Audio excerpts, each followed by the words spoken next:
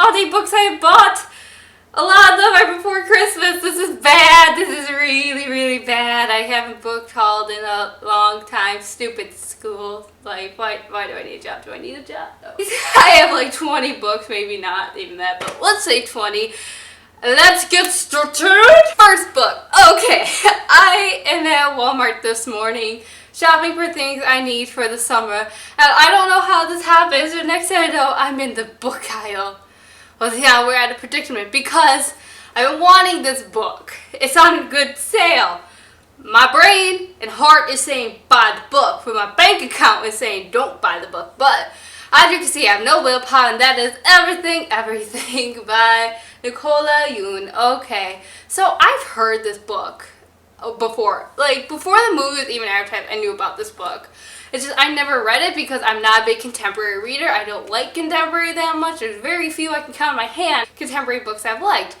But I've seen the commercials for the show, and so I was like, you know what, I'm going to read it. And it's actually thinner than I thought it was going to be. There's times where I do like paperback. I like paperback when they're like really bendy like this. I don't know why. But I can't wait to read this book. Next book we have on this reading list, I've already started it, and it's like a love-hate relationship I'm having with this book, but I like it so far, and it is My Lady Jane by Cynthia Hand, Brody Ashton, and Jody Meadows.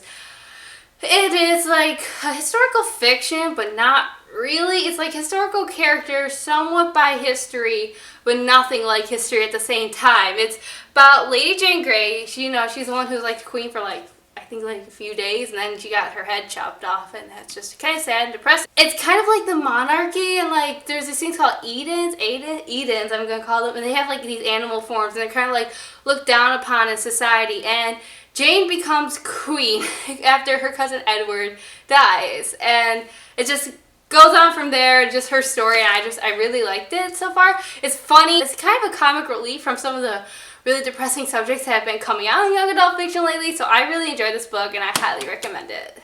Next is, I was so happy when I found out the author was going to write another book in the series. So I really like the series. It's actually one of the only contemporary books I can actually read.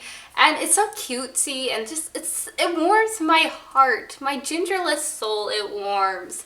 And that is Always and Forever, Laura Jean by Jenny Han. He said forever and always, I'll be crazy and everything is wrong. So this story kind of takes place in Laura Jean's senior year of high school. This is the last and final installment, and I am so excited to read it. Next, this book is actually a book I got during Christmas, so this book goes way back, and that is Crooked Kingdoms by Leah Bardugo. I am fail. And this is a continuation of Six of Crows series with Kaz and the gang, and I love the series. I can't wait to read it. It's pretty big, bigger than the first one. I'm sad it's the last book because it's only a duology, but I'm excited to read it. Basically, the premises of Six of Crows is Kaz and his like gang of street members. They have to go pull off the biggest heist in history, and it's just a good book. I really suggest reading it. If you haven't read Six of Crows, go read it. And this is a continuation book, and I've heard nothing but amazing things about it. Next, we have this book is very special to me because it's by one of my favorite authors, and it's kind of personalized, so I'm just really happy about it, and that is Wayfarer by Alexandra Bracken. I actually was able to do the same where I pre-ordered it, and I got a bunch of stuff with it, which that was great, and it's personalized. And if you look, I'm gonna ruin this. Please don't make me ruin it. It's signed copy. So that's exciting. This is a second book. A lot of these books are second books. Wow. It's the second book in the Passenger series, and it deals with time travel and everything. I'm so excited to read it. I think it's just gonna be grand. It's just gonna be a grand old time. Next, we have Frost Like Night by Sarah Ross, and this is the third book. See, now we're getting into the third book of the Snow Like Ashes series, and you should also pick this book up. Snow Like Ashes is about like there's these 8 kingdoms. 4 of them are seasons, so winter, spring, summer, and autumn. And they have like magic, and they're allowed to have magic. And then there's just these regular kingdoms. And Autumn is just like a jerk and likes to be like all power hungry, like I'm gonna take everything for myself. It's just like, dude, no one likes that. Stop that. And so winter is kind of like oppressed, and then they try to fight off against autumn, and it's a grand story. This is the third book. Like I said, I don't want to say much about the third book without spoiling the first book for you, but I highly recommend this book. It's so good. The characters are so lovable. This next book, I actually already have a book talk for this, and I will put the link right here. And this book is actually one of my spur of the moment books, and you'll hear me talk about this in the video more. It's just I was in a bookstore and I saw the book and I was like, oh, I want to read that book. And I actually didn't know what it was about, but I fell in love with it. And the author actually reblogged the video, and I was like, oh my gosh, this is just grand, and that is Passion Dulce by Julie Berry. It takes place after the Crusades, during the French Inquisition. It's not like the best time in church history. It's almost like a witch hunt. Almost, they're people heretics, and they're like the people who like say they could talk to God and stuff. And the Catholic Church finds them like heretics. Like I think, yeah, like the mystics are trying to get rid of them. And it's like it's not the brightest time in church history. And just the story of Dulce and Bottle and her sisters, and it's so good. Honestly, you need to read this and then go check out my video, because this book I honestly cannot put down. It's historical fiction. I love historical fiction. It's so good. You should read it. Next book is not a book. It's actually an essay. And when I saw this book originally, I wasn't going to buy it because I was like, I'm not big into essays. I'm not going to read it. But till I had to write a paper for my sociology class, and I had no idea. I couldn't find any sources on it, and I thought of this book, and I was like, okay, I'll go get it. And that is We Should All Be Feminists, and I actually really enjoyed this. I actually already read it, but I'm not going to talk about it because it's kind of more just idea. This book was, I think, logical, like basic feminism, and I really enjoyed this. I thought the author, just from her background, had a very interesting perspective on it, and I highly recommend picking this up. Next we have, in this book, I just showed it to you, oops. Then this book is, I actually read the first book. I remember finishing the first book. I was like, oh my gosh, I'm going to wait for the second book to come out. I need to know. And then it's like, wait, what? The second book's already out? I need to go buy it. And that is Avenged by Amy Tindera. And this is the second book to the Ruin series. And what the Ruin series is about is basically these people called Runa. And they have like these ruins on their arms and their bodies. It's kind of like shadow hunters, but it's not really. It's just saying that they have marks on their bodies like shadow hunters do.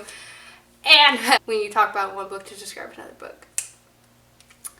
And they have special powers, and the king of this one town where this book normally takes place is trying to get rid of all of them. She basically goes in disguise by killing this one person who was supposed to marry the prince and disguising herself as to try to get back at the kingdom.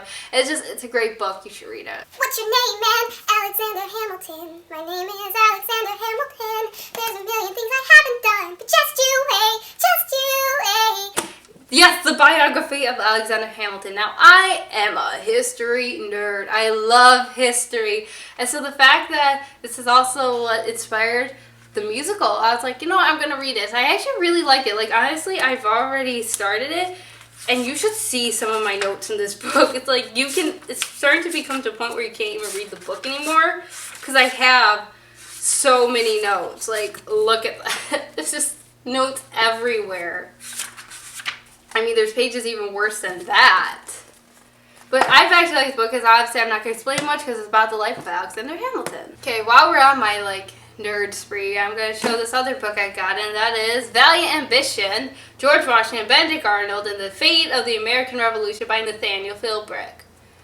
Yes, I know. And it's I, too. I know, I'm such a nerd, I know, but I'm in love with history, especially I like studying wars, and American Revolution is my favorite, and especially that time period. So as I love studying books about the Revolutionary War and the factors that went in it, and I think it's really interesting because Benedict Arnold is a very interesting person in the American Revolution. And what's really interesting, as I read the Hamilton book, and I've started reading this book too, is that we talk about the same characters in the book. Like, they even mention Benedict Arnold in the Hamilton book, and George Washington is a huge person in the Hamilton book. But it's really interesting to see how two authors portray these people differently. Like, they're the same facts, how they view George Washington and how they say George Washington was.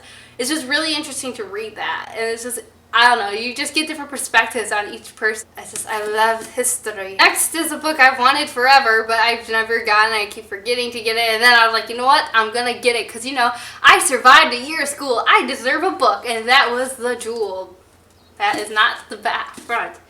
The Jewel by A.B. Ewing. And it's this, I love this book. It was just, I hear it compared to the Selection a lot of times, but I know it's different from Selection. I don't know much about it, so I can't really talk much about it, but I've read maybe the first chapter and I'm loving it so far. I'm kind of skeptical about reading this book because I don't know much about it, and it's it sounds like something I could like. It sounds something I could dislike as well, and that is And I Darkened by Kirsten White.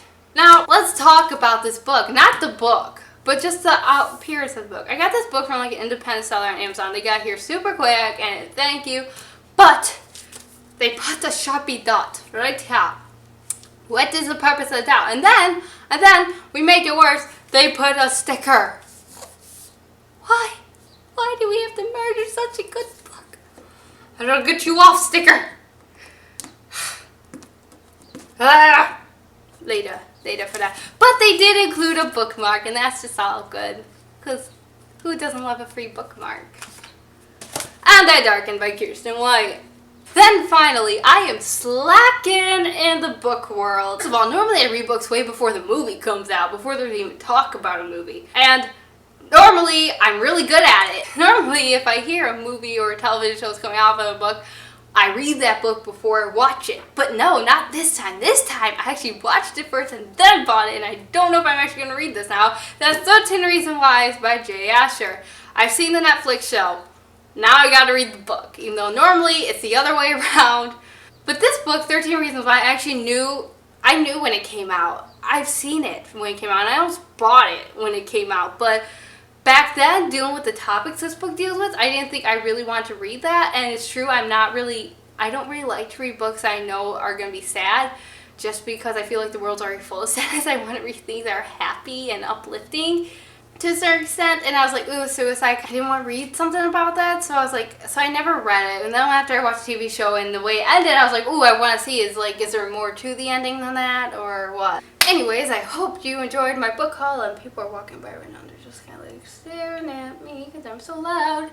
Anyways, thank you for watching. If you read any of these books, let me know what did you think. Any books you want to read. Give this video a big thumbs up. Subscribe to this channel for more book discussions. We have fun and there's shenanigans over here. Thank you for watching. Bye!